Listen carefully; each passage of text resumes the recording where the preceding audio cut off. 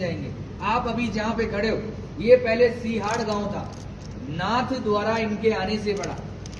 औरंगजेब का जब हमला हुआ, मथुरा वृंदावन गिरिराज जी वहां से ये पलायन करते करते इस गांव में आए। बीच में बहुत सारे गांव पड़े, किसी भी राजा ने इनको शरण नहीं दी, क्योंकि सब औरंगजेब के अधीन हो गए थे। आपने बुक और पुस्तकों में पढ़ा है, मेवाड़ कभी किसी का गुलाम नहीं रहा है। यहाँ आते आते इस गांव में रथ का पहिया मिट्टी में बस गया, ना तो आगे जाए और ना ही पीछे जाए।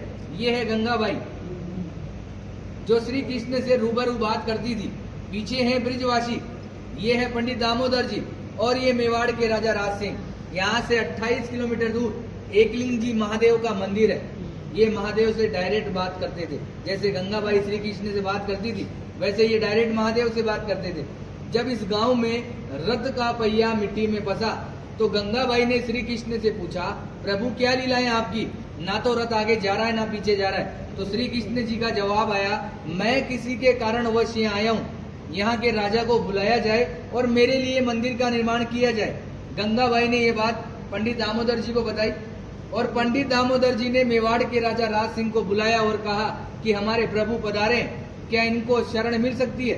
तो राजा राज सिंह ने जवाब दिया, मैं मेरे गुरु आराध्य से पूछता हूँ, अगर वो इजाजत देंगे तो मैं मंदिर का निर्माण करवाऊंगा।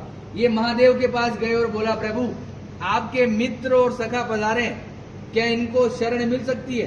तो भोलेनाथ ने एक सुंदर सा जवाब दिया, मेवाड़ की जनता अगर इसके नखरे उठा ले तो ही इसी को रोकना है, अन्यथा जाने देना है, क्योंकि ये अलग अलग श्रृंगार करता है, 8 समय की झांकियां लेता है और अलग अलग भोग लेता है। घूम फिर के ये बात गंगाबाई के पास आई, और गंगाबाई ने श्री कृष्ण को बताया, प्रभु आपके लिए तो महादेव ऐसा ऐसा बोल रहे हैं। तो इन्होंने भी एक सुंदर सा जवाब दिया कि वो है बोला, नाम से भी बोला है, काम से भी बोला है, उसको तो 2 रुपए की राख लगाकर बैठा दो तो बैठा रहेगा, मगर मेरे नखरे वो जानता है। मैं मेवाड़ की जनता को वचन देता हूँ, मैं यहाँ का जल भी ग्रहण नहीं करूंगा।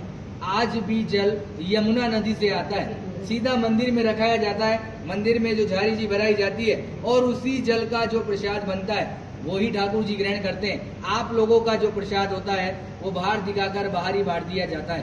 कहते हैं किसी के कारणवश ये आए, मीराबाई की कजन सिस्टर अजब कंवर बाई साहब, इनके साथ पासे खेलती थी चौपट। श्री कृष्ण को पता थी कि आज मेरे साथ ये पासे क्यों खेल रही है, मगर श्री कृष्ण जी जान चला के हारते गए और अजब कंवर बाई साहब को जिताया और बोला कि मांग तुझे क्या चाहिए। तो अजब कंवर बाई साहब ने कहा कि आप मेरे मेवाड़ में पधारिए। आज 350 साल हो गए ठाकुर जी को यहाँ विराजते हुए, 150 साल बाद अपन भी जीवित रहे कि ना रहे, ये वापस जतीपुरा चले जाएंगे। आज भी निज मंदिर में रथ रखा हुआ है, नाथद्वारा के मंदिर में गेट नंबर 2 के पीछे कांच में वो बिल्कुल पैक है।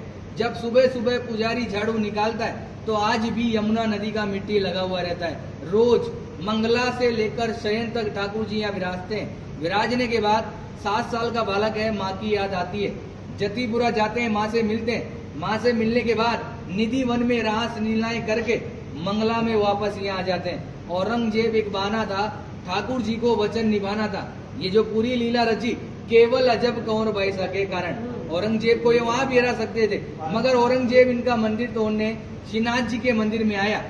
उसकी माँ भी उसके साथ आई। जैसे ही औरंगजेब मंदिर के अंदर गया, अंधा हो गया, उसको कुछ नहीं दिखाई दे रहा। बाहर आके बोला, माँ मैं अंधा हो गया, मुझे कुछ नहीं दिखाई दे रहा। तो माँ ने कहा, बेटा ये है छलिया, छल करता है, मगर तूने मेरी बात नहीं मानी, अब तू इसके पैर पकड़ेगा तो ही ये तेरे को माफ करेगा। मगर औरंगजेब घमंडी था, वो वापस मंदिर के अंदर गया, थक हार के उसने ठाकुर जी से माफी मांगी और ठाकुर जी ने उसको माफ किया। माफ करने के बाद ठाकुर जी ने उसकी आंख उसको वापस दी। आंख देने के बाद औरंगजेब बहुत खुश हुआ। खुश होने के बाद जो कोहिनूर डायमंड हीरा जो ठूडी पे लगाया जाता है, वो औरंगजेब की माँ ने ही वेट किया था। आज भी होली के अगले दिन, दुलंडी के दिन बादशाह की सवारी निकाली जाती है।